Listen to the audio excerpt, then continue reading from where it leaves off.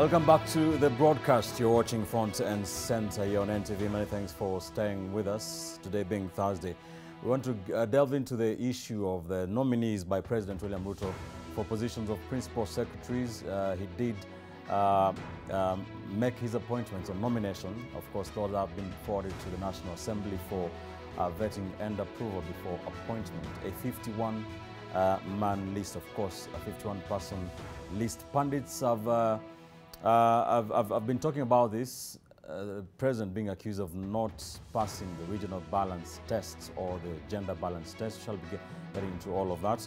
I'm joined in studio now by political analyst and lawyer Ishmael Nyaribo, as well as communication strategist Mark Bichache. We still have political strategist Kipchumba Karori stuck somewhere in traffic, as well as governance expert Professor Gitile Naitule. We shall be hoping they'll be able to join us. But still, gentlemen, thank you for joining me on the show tonight. Let me start with you, Mark. What were your initial reaction to that 51-person list for PS position? You know, the first thing for me, and like many Kenyans who try to look at the names and see which names sound the same as yours. You know, if you're a Nyongesa, you look for Ekesa. If you're Macau, you look for Mutua. You know, things like that. For me, the first thing I looked at was the competence. And the truth be told, the 51 people are competent for the tasks that they have been given by and large. Now, that competence spurs a lot of confidence. What is that confidence? That confidence is that the government will be run efficiently and will be able to be accountable, because we know principal secretaries are the main accounting officers for these ministers, and therefore it is very critical that, for me, none of them, for example, have court cases. None of them have been arraigned in court before on allegations of corruption, etc. Right. So that gives a lot of hope that we have principal secretaries that are competent. But the question that Kenyans always ask is, what about regional balance? Does this 51-person team meet that threshold? No, it does not. All right. Number two, does it meet the gender threshold? No, it does not. And you'd be at pains to explain that it does. But the competence threshold, it definitely does. So in terms of gender and regional, no. In terms of competence, which threshold yes. do you say it meets? No, the competence threshold. Right. So in terms of other people professional enough, experienced enough to run those particular offices, okay. Yes. Do they come from a representation of the statistical dispersion of the Kenyan population? No. Right. Does it represent the gender balance? No. All right. We shall be getting into all those categories later on. But Wanawakili, comparing the PS nomination lists to the CSs, the Ruto cabinet, what do you make of this latest? Because these are the chief accounting officers of the various state departments, 51 of them. What do you make of this 51-man list? I think CSs were 2021, and this is a 51-man woman force. So I don't see how I can exactly contrast or compare it, because this is a bigger list, the other one is a smaller list. That is a policy issue. These ones are technocrats who are to implement that policy through specific guidelines. But Ben, before I lose sight of the major issues here, I want to congratulate the 51 ladies and gentlemen who have been lucky to be named as the next appointees of the president into the offices of the principal secretary. Because if you talk professionally, I applied actually for PS. I wasn't shortlisted though. I mean, I was showing goodwill. Anyway. I could imagine it's not possible for me to go ahead of Mark Bichache and the rest of the people to be appointed. But I mean, I showed goodwill. But to achieve the aspect of you being, belonging to the nomination list, I think, right, without being jealous as a professional, we must congratulate those. And as Mark has said, there are quite a number of experienced people there. Look at Kimutai.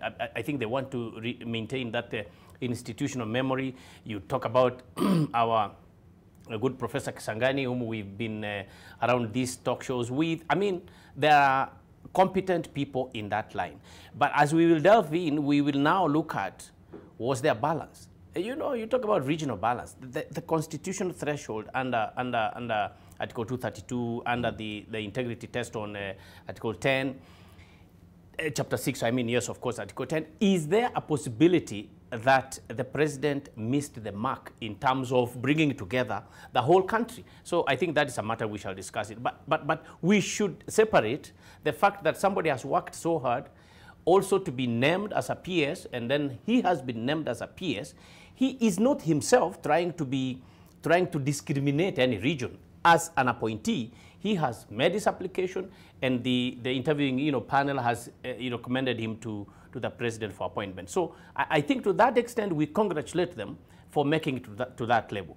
When we now will come to whether the president really was sensitive to every region, and again, Ben, we've had, for example, a minister from Kisii, or ministers from Kisii, for example.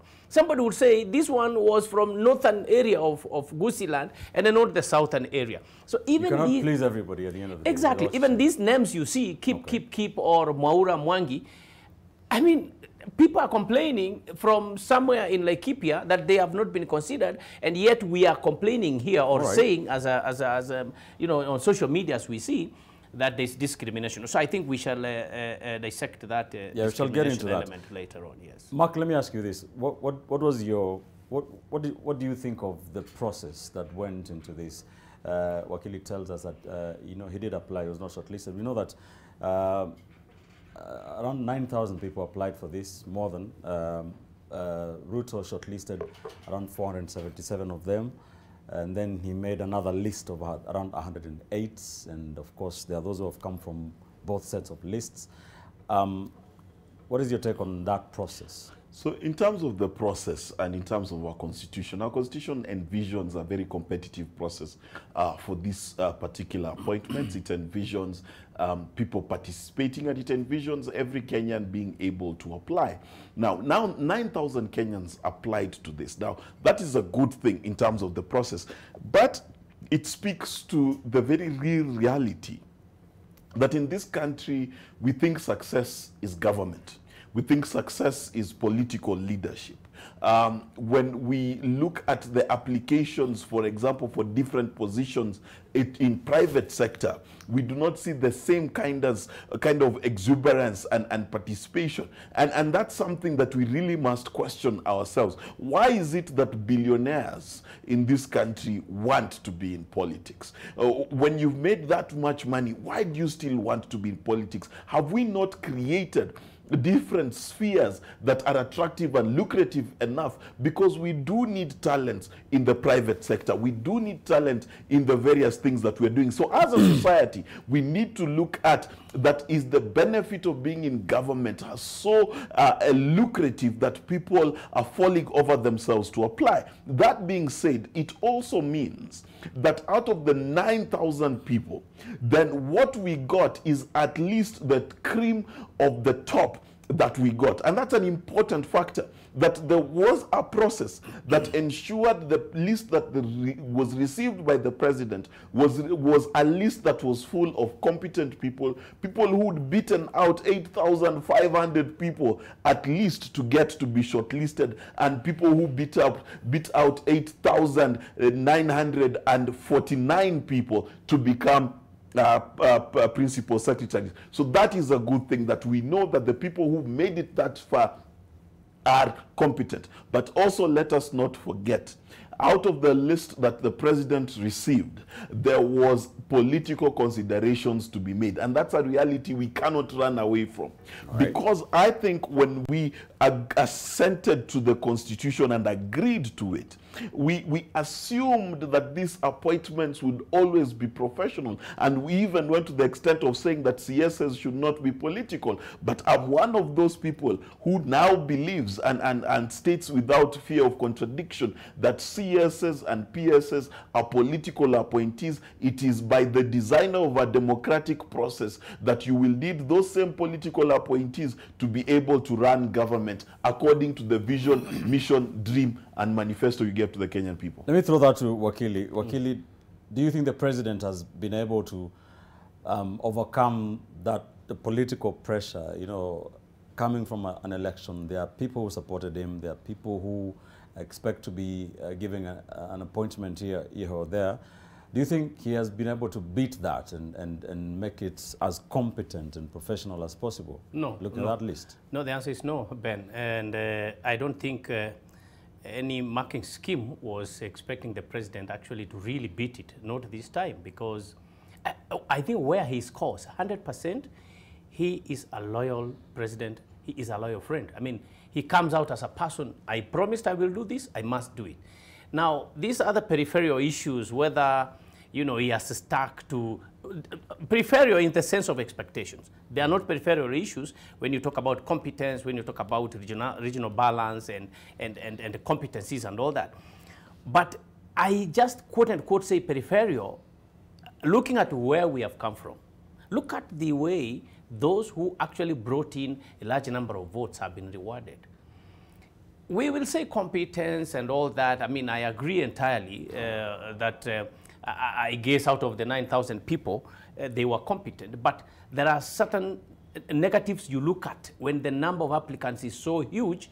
So at least you use it to, you know, leave others out so that you remain with the people you want. If you look at the fact that about 477 people were shortlisted at first, and later another 108 list was brought in. This is all for political expedience.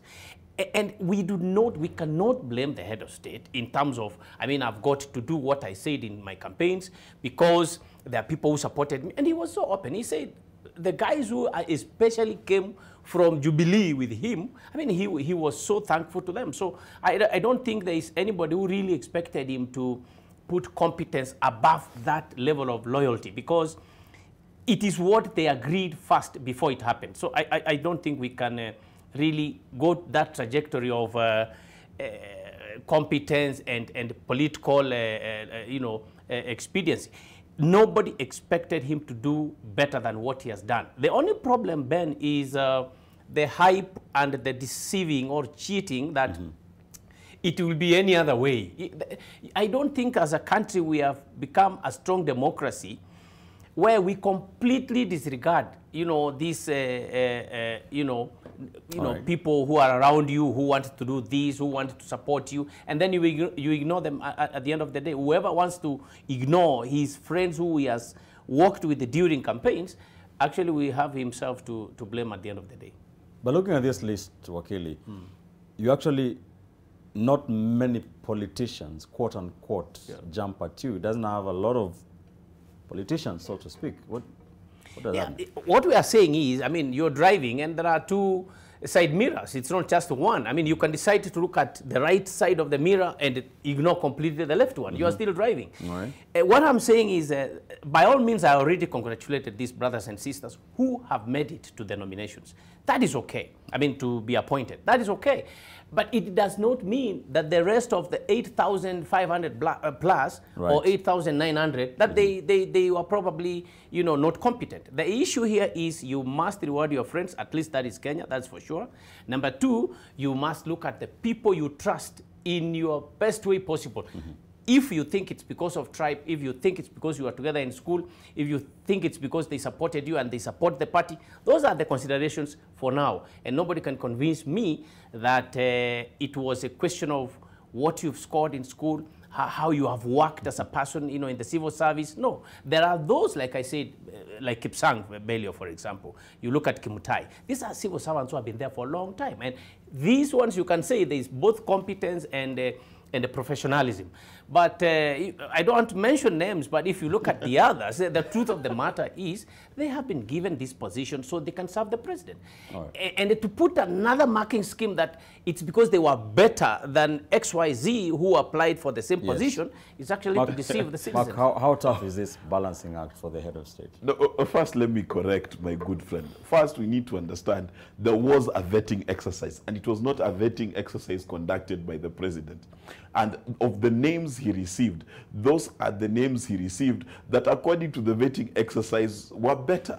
Now, that better is not something that we can argue here because the list that was given to the president went through a process. Now, of that list, whether you want to take the 140 or the 500, of that list, there was a secondary participation. And what was that participation? Loyalty, the ability to understand what the president wants to deliver.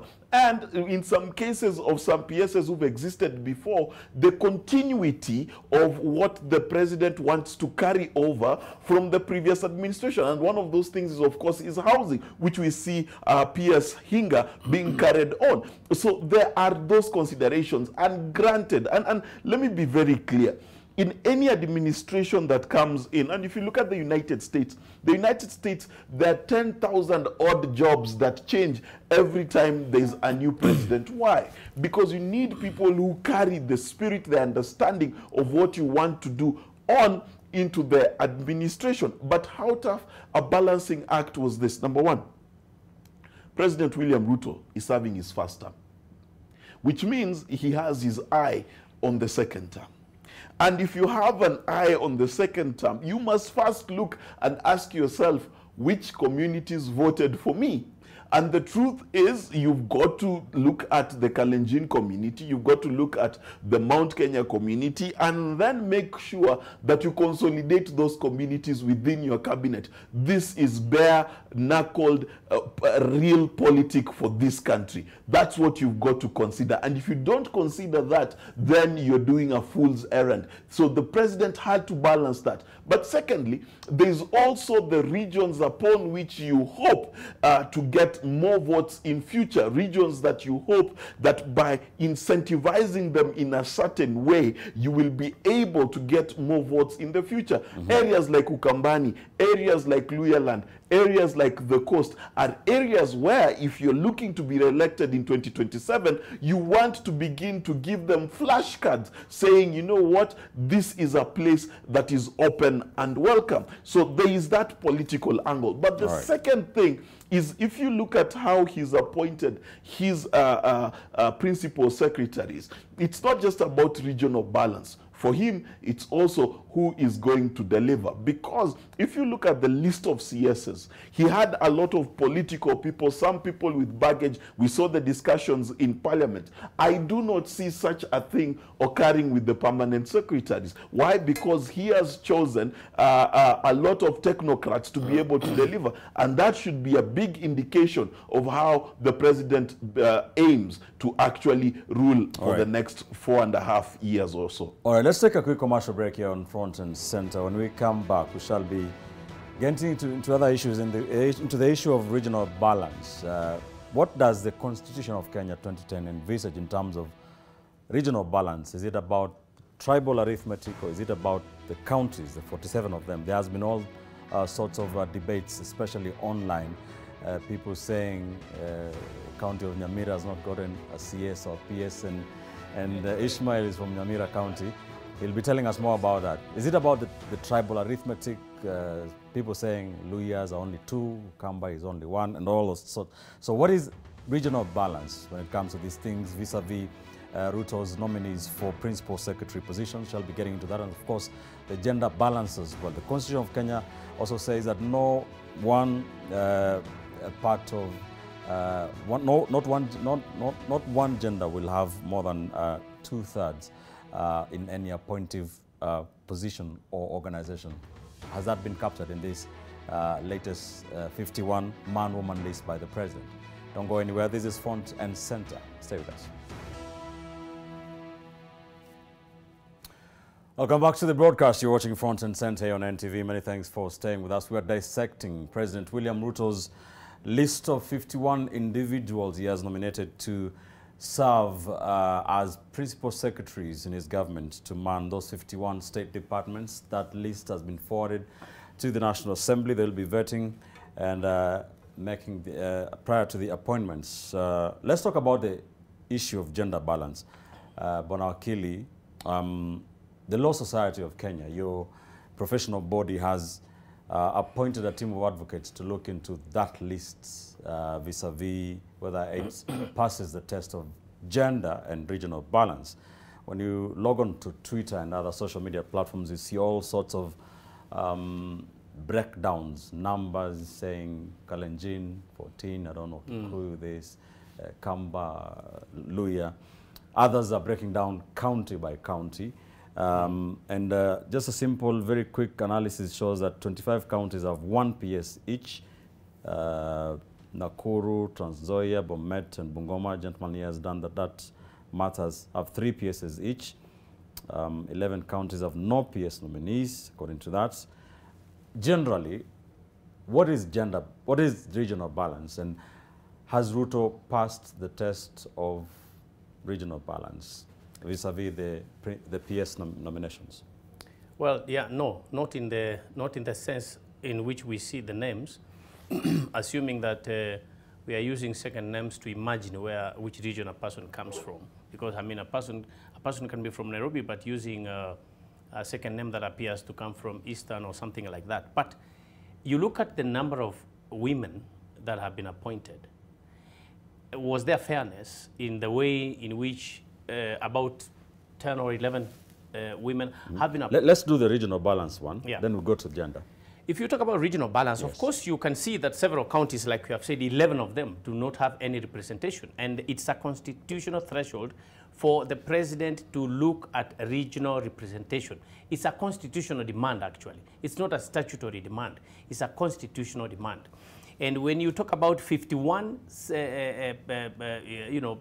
PSs, and we have only 47 counties, there is no excuse. There would be absolutely no excuse why each county cannot give out their professional. I mean, and this is why I say that when you look at one side of the mirror and not the other one, it does not justify the fact that maybe there's an error. So regional representation is spelled out in Article 10 and Article 232 of the Constitution of this country. You must appear to be inclusive. You know, before the elections, during the campaigns, there was this issue of inclusivity. And we were asked several times who appears to be a party who may bring, the country together and unify it. So I think that in terms of regional balance, no. But whether we are complaining necessarily that our people or our friends have been left out, that is neither here nor there. The main issue here is that the country has regions. That's why we got devolution. That's why we got regions, so that resources can be taken down mashinani. And if you are now trying to say that, yes, we have devolution, but the people who will divide this national cake must be people from a certain region and not the other region, not the other regions. So I think there's an error on that end. And we expect that these questions should be raised when the names are, when the vetting begins at the National Assembly. I mean, these questions have to come out. Has Chapter 6, Article 10, Article 232, have they been followed? I mean, were all people considered? Ben, during the advertisement of the position for PS, I read clearly that they said that all applicants' names shall be published in the local dailies. Yes. That did not happen. And I think that now, raises suspicion. What was the issue? Was it because there was no money, probably to do the advertisement in the local dailies? What was the issue? So the state needed to put out all those who have applied, so that now you can compare and contrast between those who have been picked up and those who are not picked up. All right. So I think that was a major error. And therefore, when my brother talked about, loyalties and political considerations and all that, there's a very good vetting going on. I mean, there was a very good vetting going on during the CSS, honestly. And the committee itself picked out a name. I was hoping they would pick about 4 or 5 or 6. They picked a name and they said, no, this name is not good enough. But the name finally passed. So whether the vetting is professional or not, political interests take the center stage in whichever way you look at it. All right. I respect the men and women at the PSC, definitely. They are doing their work. They do their work, big time. But the political considerations, the synergy that comes from the party leaders and the head of state and the executive and probably the National Assembly and other arms of government is so huge and it cannot be ignored. So right. No, there is no regional representation in the names represented. So before I go to Mark quickly, you're a lawyer. What What is regional balance? Is it the tribal arithmetics or is No, it no, Ben, this is what we are trying to say. We What have 47 counties, Yes. isn't it? If, like in the case of cabinet secretaries, there are only 22, and we have several regions. I mean, if you follow the previous regions of the country, there is the eastern, there is The 8 northern, there are the 8 regions. Then you would ensure that at least no region misses a person within the CSS. But where you have more than 47 appointees, and you have this country divided into the counties. I mean, if you talk about Gusii as a region, you don't have to say you must take somebody from Nyamira, you must take somebody from Kisii, for example. If you can be able to balance as a region and say you need somebody to, if you talk of Ukambani, you don't have to talk of Makueni, then you come here to Machakos and all that kind of thing. No, regional balance means every other nation, if I may say tribal nation, must feel that they are recognized and they are able to be on the table where the national cake is actually being shared. Yes. Mark, what is your take? Because that is the nexus of that debate of what is regional balance. For example, some of the names that have been singled out, the former Langata MP Nixon Korir, it's been said that he's a Kalenjin, but he is from Nairobi, so he's a Nairobi Jonathan Mweke in Kitui and so on and so forth. So do you think this list by the president has passed that regional balance test, and why? We must understand that what does regional balance mean colloquially to a Kenyan. When you talk about regional balance and we meet in a hotel in Nairobi, we do not ask whether you stay in Langata, Buruburu, Westlands, Eastlands, or Karen. No, no, no, no, no. We ask, which tribe are you? and we say, if you're a Kamau, you're from Central. Does not matter that you were born, brought up, and bred in Buruburu. When you say the name Kamau, we say it is Central. You say Nyongesa like me, we say Western. So in the colloquial understanding of the Kenyan mind, when we're talking about regional balance, we're talking about the balance of 43 ethnicities as represented by our statistics. Now, that's where there's a bit of an argument. Should we say that each tribe, including the Ogiek, should have 1 CS out of 53, then we are balanced? Or should we say that the Kikuyus comprise 20-odd% of the seats, so we should have 20% Kikuyu, 18% Luya, Kalenjin, Kamba, etc. as you go down the totem pole? That is the only question. But as far as Kenyans are concerned, is we look at that list and we ask ourselves how many people come from certain tribes. In fact, when we talk about regions, we don't look at regions as Nairobi, Nakuru. No, no, no, no, no. We look at them as what they are called colloquially: Kisii, Luya, Luo, Kamba, Meru, like that. So when you look at that, will the average Kenyan say that the president has regionally balanced this particular appointment of cabinet secretaries? No, he has not. And that just is a fact that comes to bear. But we must also ask ourselves a question. When Belio Kipsang, who hails from the Rift Valley, was serving under the Uhuru Kenyatta regime, did primary schools and basic education, did they only work from where he comes from? The answer is no. So there is also a counterweight to this issue, that these PSs do not serve regions. They're not regional commanders. They are national figures. So our expectation is the principal secretary in charge of water or housing or petroleum or the treasury should take it upon himself to make sure that he nationalizes his office. That is the real philosophical and ethical question we need to ask ourselves. Because if we keep being hung up on regional balance, so I'm a Luya, and I insist that there must be a Luya, and that Luya is grossly incompetent, what will I have gained?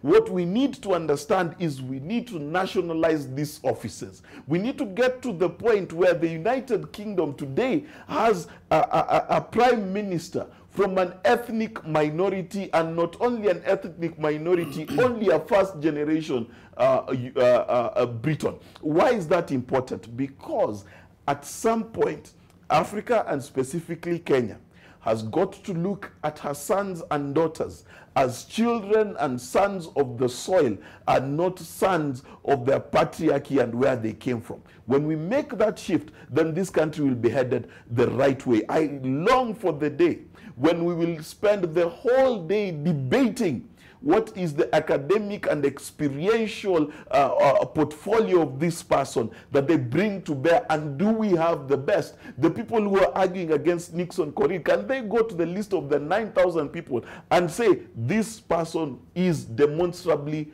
better? This issue of regional balance, I'm telling you, it only further divides us as a country. Let me ask you this before you tell me. Really, I have to ask this, Bonakili.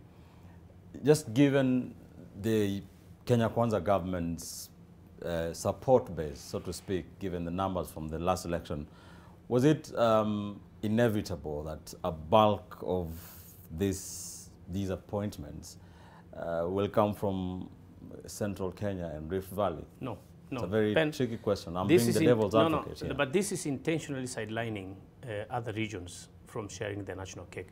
What my brother is alluding to is this is a national office. They are not going to serve, some tribal service, which is true, which is again the reason why, being a national office, you should demonstrate to the country that since independence, all regions have developed.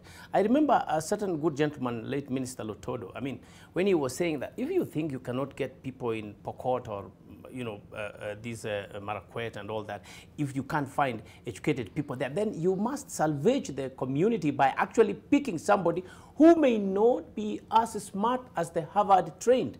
Regions cannot be ignored at all. It is actually suicidal for any regime to imagine that a certain region has not voted for me. So no, this is intentionally trying to sideline communities. If you look at, Ben, if I may just elucidate on that, the Kenya Kwanza regime won these elections. I mean, the people still have, worries whether there was a winning or not, but Kenya Kwanza won the elections by 233,000 votes.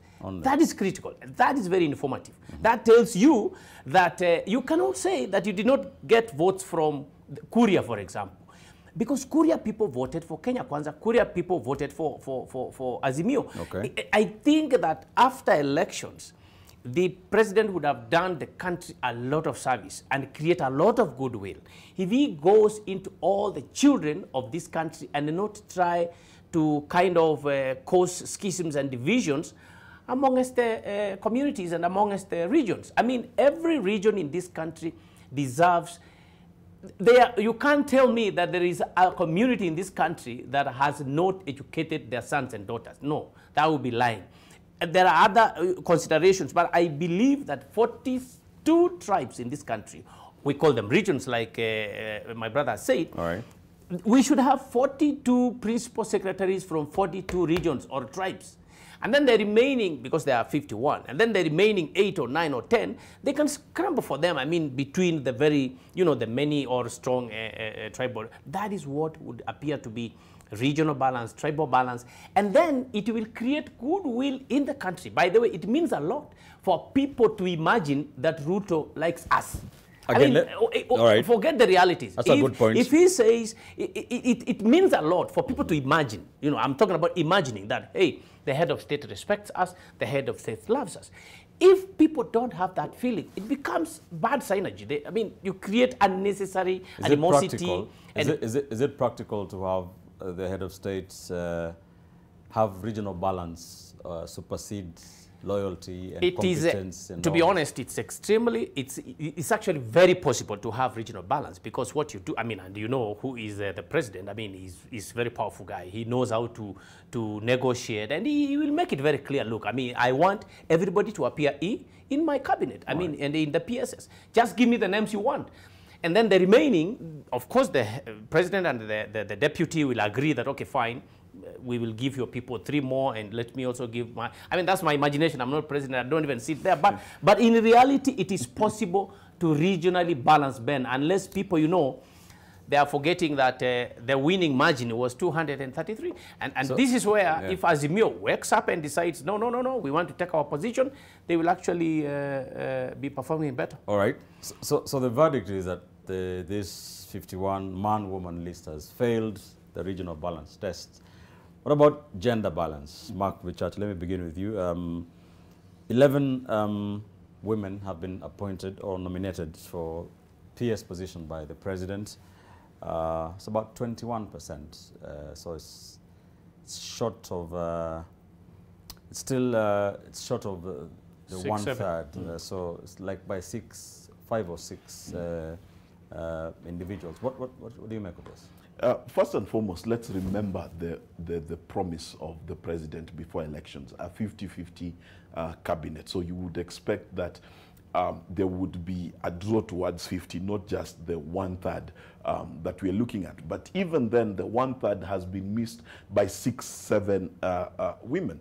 Now, why this is a critical question and a weightier question is the fact that women now cross the regional divide. The women are 50% of this country, give and take. The fact is that these appointments do not meet the gender threshold. Now, they also do not meet the UDA manifesto threshold. And that then pulls in an argument that does the president want to be seen as the kind of president who wants to push the gender agenda forward? Why? Because at the end of the day, when we talk about Kenyan society and the patriarchal nature within which even when a woman is getting married, it is only men who discuss the bride price, there needs to be a push, a conscious push on the part of the president to ensure that women are well represented at the top of the country's tickets of leadership. Why is this critical? We must understand that the human being is wired to cheer people who we share something with. For example, the country called Kenya broke out in total ululation and jubilation when the new prime minister of the UK was mentioned. Never mind that we had never seen, heard, or smelt of him before, but the fact that he shared just a little bit of his blood from the ground and terra firma called Kenya, we celebrated. So we must also understand that equally women want to see other women leading in a big proportion. Our young daughters want to also believe that the position of PS, the position of CS, and indeed the position of president is within a hair's breadth away from their dreams. And that is very critical. So it's not just a matter of legislation and leadership. It is also a matter of inspiring a nation. All right. Wanawakili, real quick, gender balance, thoughts? I think the president has done well in terms of picking 11 ladies or 11 women to sit in the PS positions. This is not a problem. The problem is the promises were too high. When you know very well that you will deal with one cartel, but the other cartel will actually be around you and they will not want to go. So because if these particular people who advise the president and sit with him, they would simply say, okay, is it possible we make it 15 so that at least we miss only 2?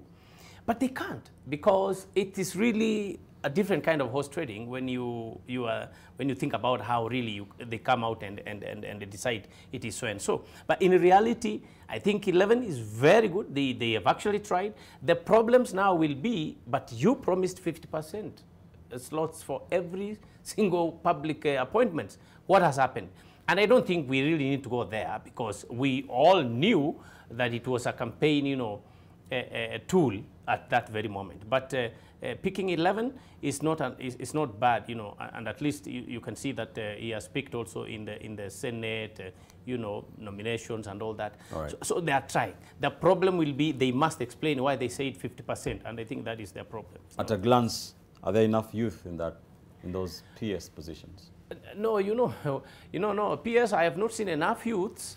I don't know all of them, to be honest, but I don't see enough youths anyway, and also I didn't see enough youths in the CS. I mean, the youngest youth was 42 years, so in this particular one, once we see the faces, but from those we know, they have youthful looks, but they are not youths. I mean, I don't think the youth aspect has also been considered. Yeah. All right. Mark, I don't know what do you think about the youth factor?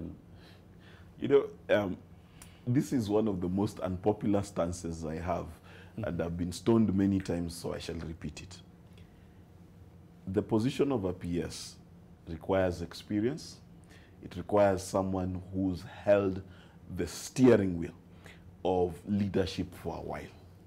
It is why I support the creation of positions of CIS.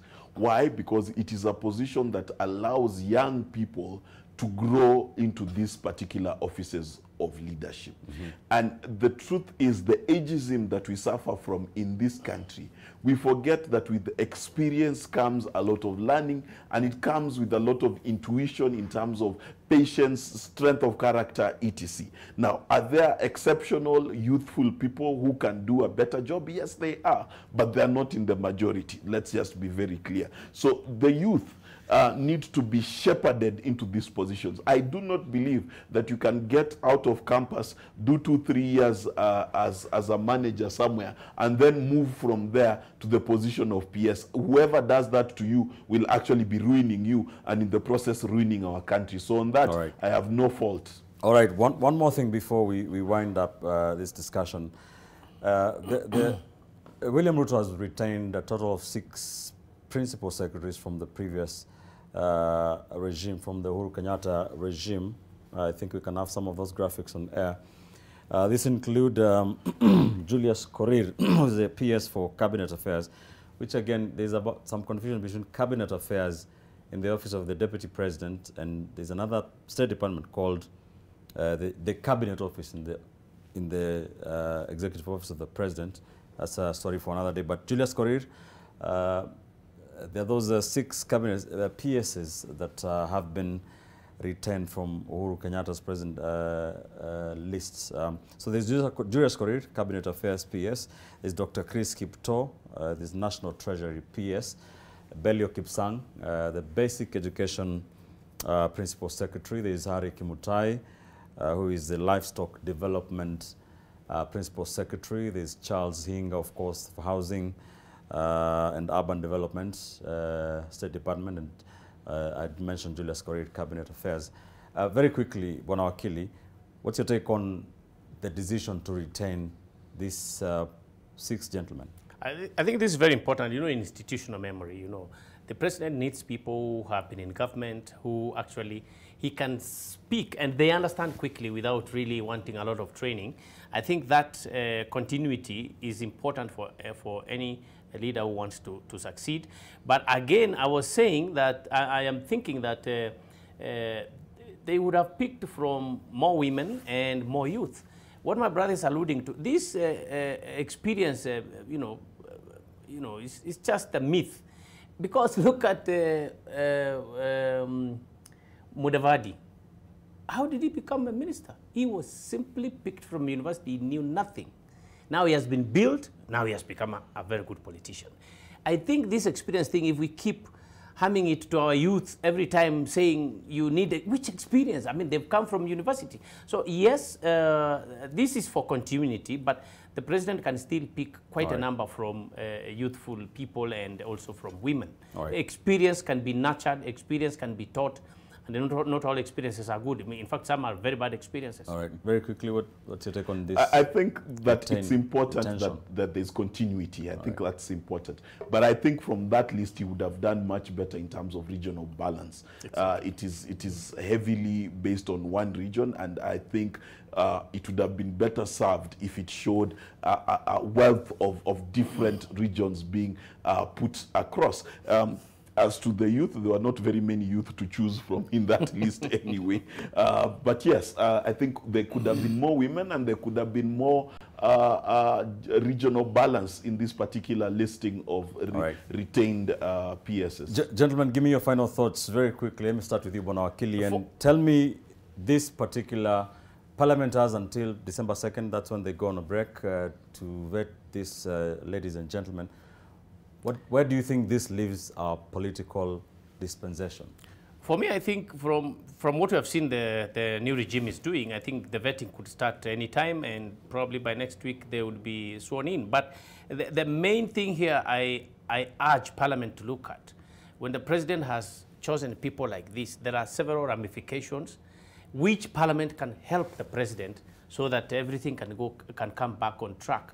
The Parliament can stand and put its foot down and return some names and say we need proper regional balance, and unless that regional representation is available, we are unable as Parliament to pass these names. So I think Parliament must and should play its role to assist the president. Right. It is not like they are opposing the president if they say we do not like the way the list looks. I mean, the president has always a second chance to do what he wants to do. But the Parliament of Kenya, the National Assembly, should put its foot down and actually return the list until it meets regional balance. Okay, thank you.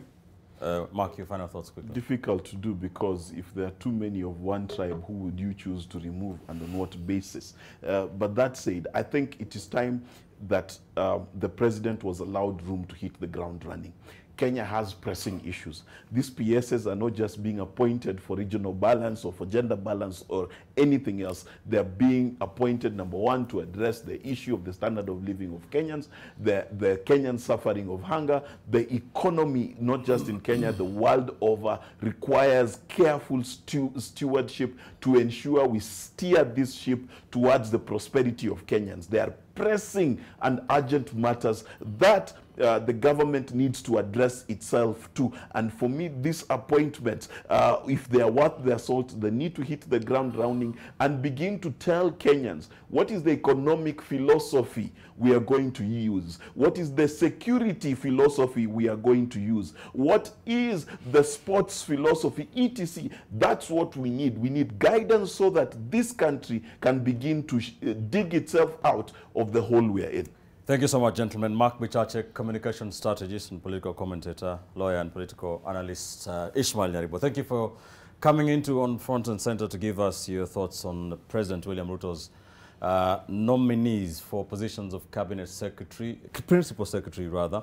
Of course, this goes now to the National Assembly to vet his nominees prior to appointment. We shall be keeping an eye on that for you in this particular part of President William Ruto's administration, budding administration, as you may. Keep the conversation on going on Twitter. The hashtag is Front and Center. That's why we leave it on the broadcast tonight.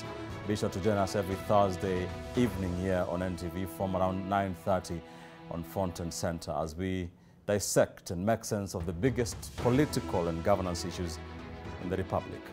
I'm Ben Kitty. Good night. Bye.